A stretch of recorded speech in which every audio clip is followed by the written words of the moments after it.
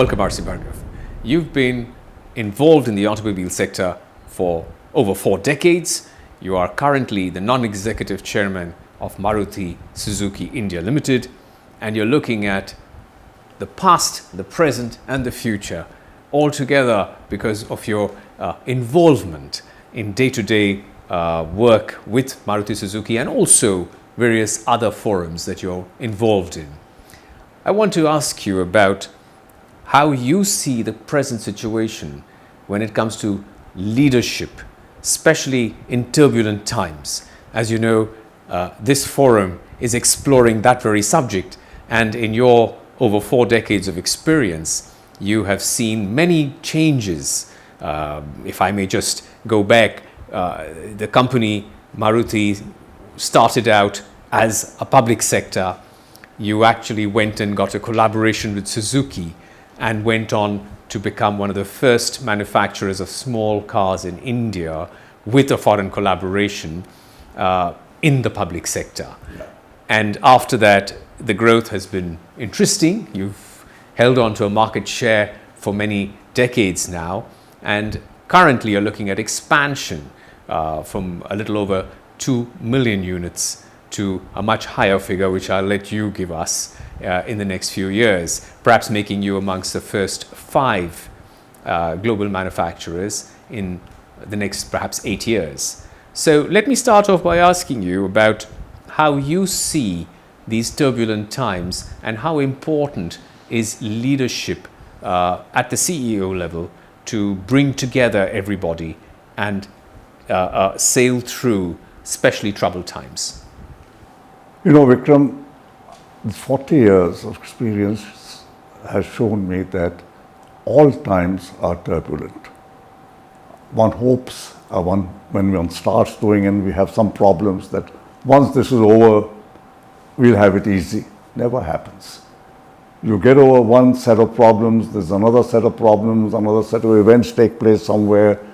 The world today is so interconnected that happenings in any part of the world have an impact on some aspect of your business. So I think we have to get used to the idea that for any leadership in manufacturing, the leader has to recognize that he's never going to have a time which is easy for him. It's not going to happen. So what's the mantra? So the leader has to be equipped to keep dealing with challenges. And the attitude has to be that it's my job to recognize challenges as they're coming up. It's my job to prepare for those challenges.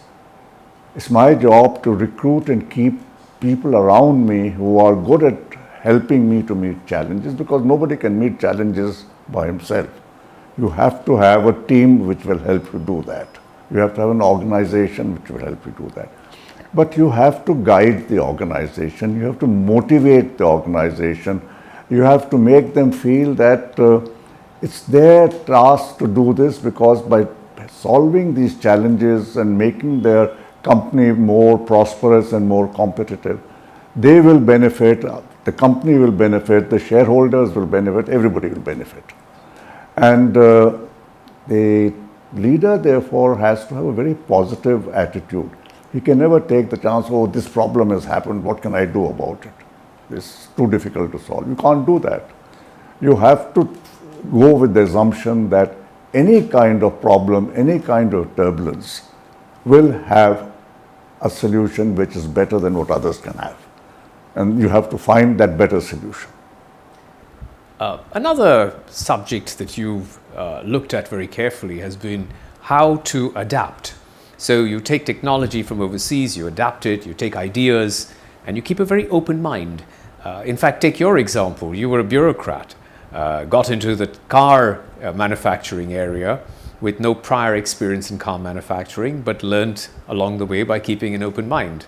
So is that one of the things that you would suggest? Oh, absolutely. I think when I said your leader has to equip himself to deal with challenges in the future and recognize challenges and build a team, you can't do that if you're not constantly learning. I think the most important requirement is that a leader must learn better than anybody else.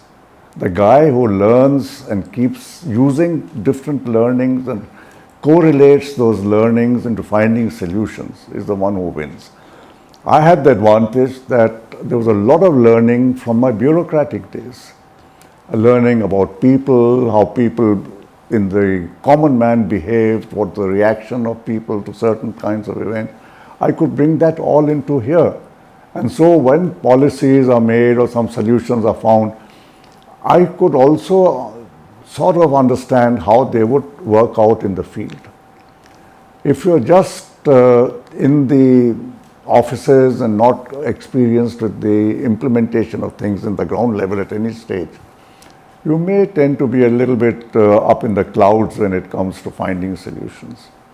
When you were hit with trouble, and I mean really bad trouble, because in 40 years you must have faced some days which were very dark. How did you face it? What did you do at that time? And what were the learnings? Vikram, at any time the issue was that, look, I have this issue to deal with. I have to tell people how to go about it. I have to think and find a solution. And one of the consequences is that you often lie awake at night for long hours and thinking of what you should do. You can't switch off. One of the things which Mr. Suzuki told me a long time ago was that how while a worker has to work for 8 hours and managers for about 10 hours and the senior management for 12 hours and the directors for 14 hours, he said the CEO has to work for 24 hours a day. Whether he's sleeping or he's awake, his mind has to be focused on his problems. And how would you describe your success today? What is it that makes you happy?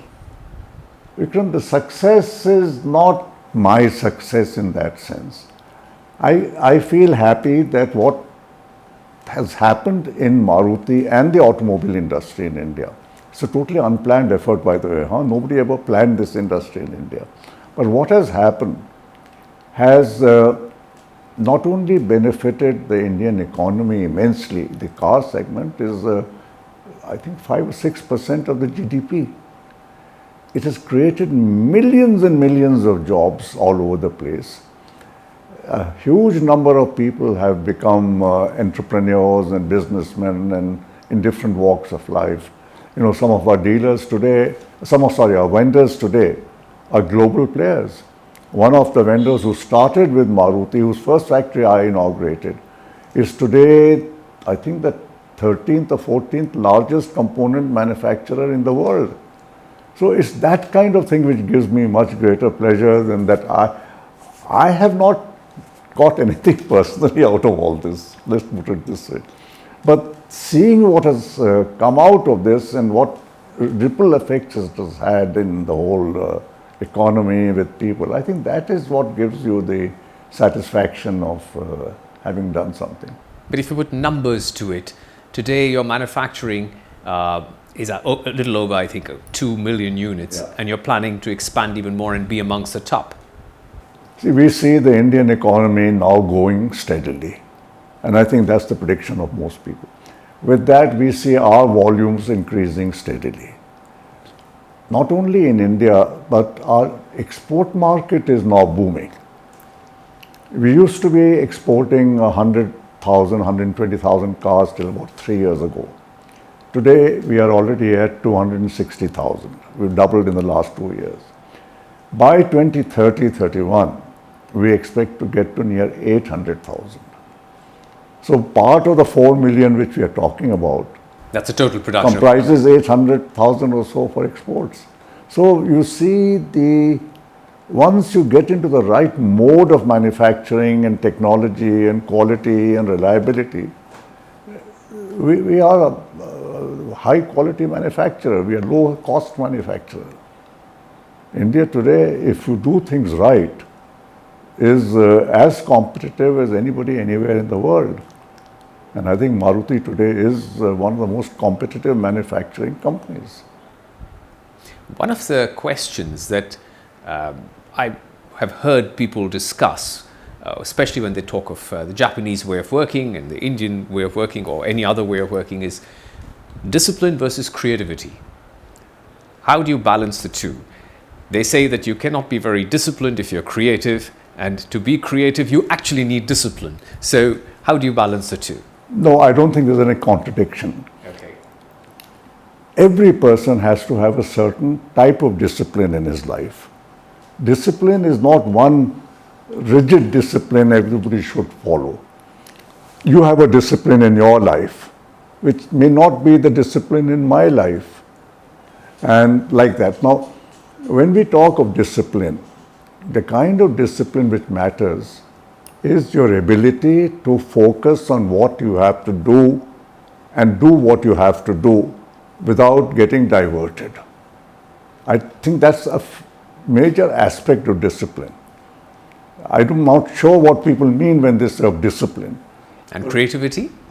Creativity is something which very few people can do, frankly.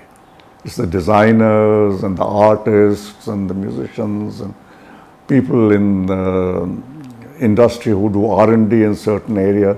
That's a very small group of guys who are actually the creative guys. I'm not a creative guy at all.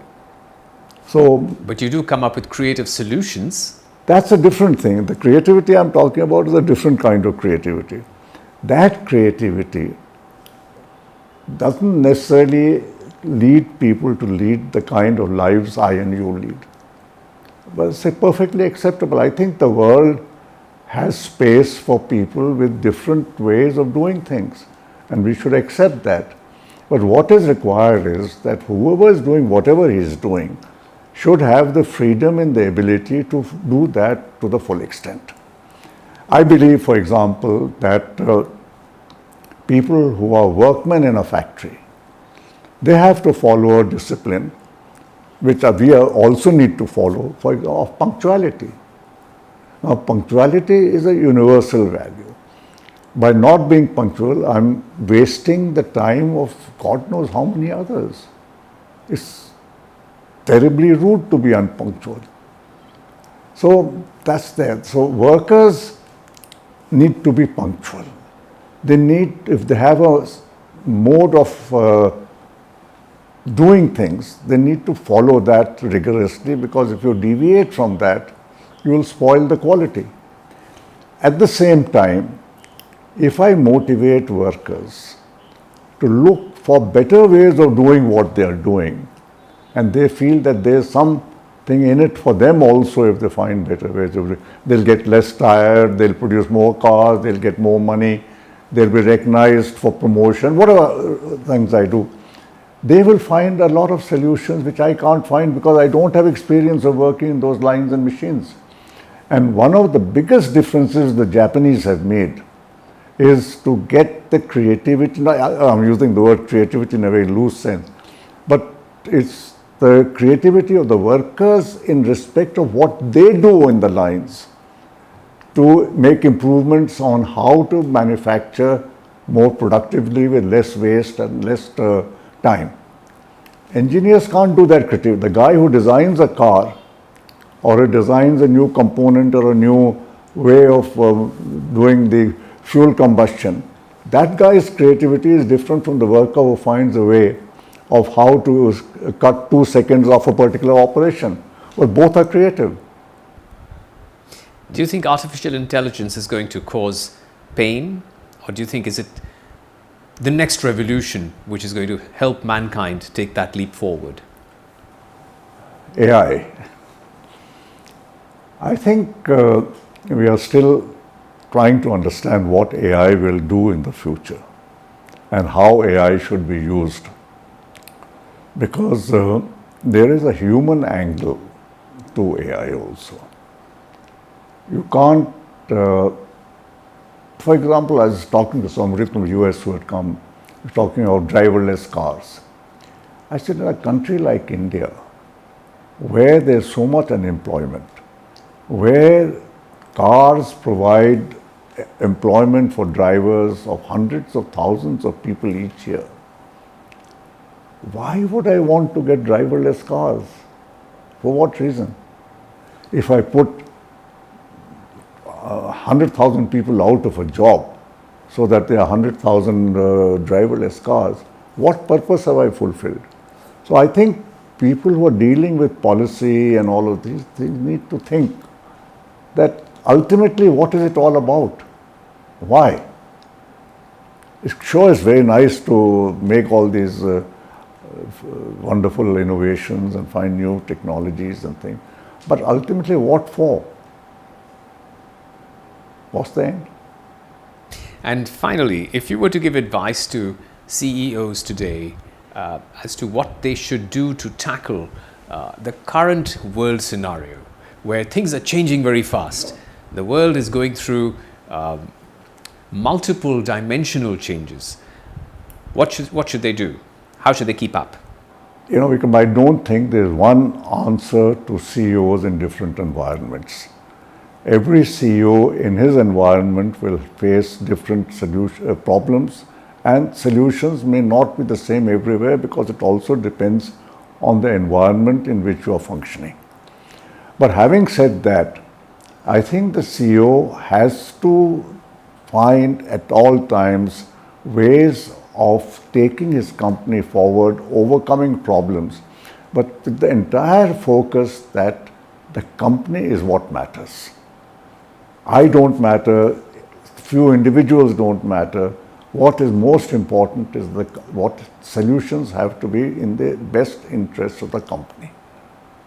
I think if CEOs focus on the company, and then a lot of things which we see happening, misuse of company assets and patronage and this and all of that really has no place.